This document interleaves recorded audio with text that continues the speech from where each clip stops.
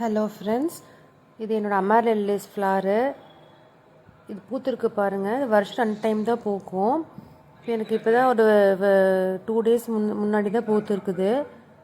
இது பார்த்திங்கன்னா பெரிய வெங்காய சைஸில் இருக்கும். நம்மளுக்கு அந்த பல்பு மாதிரி தான் இருக்கும். இது பிளான்ட்டோ இல்லை சீட்ஸ் மாதிரியோ கிடையாது.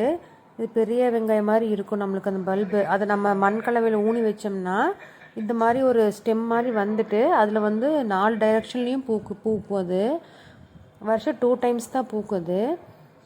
எனக்கு இப்படி 2 டேஸ் முன்னாடி பூத்துருந்தது. பார்க்குறக்கே எவ்வளோ அழகாக இருக்குது பாருங்கள்.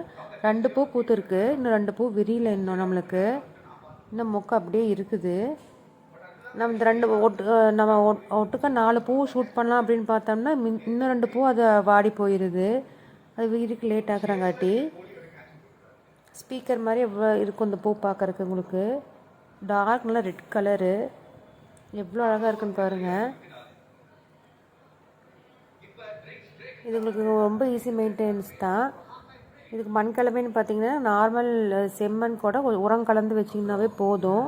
வேணால் லைட்டாக கொக்கோபீட் ஆட் பண்ணிக்கலாம், இல்லைன்னா செம்மண்ணும் ஒன்றா தொழு உரம் இல்லைன்னா மண்புழு உரம் 2ம் கலந்து வச்சிங்கன்னா போதும்.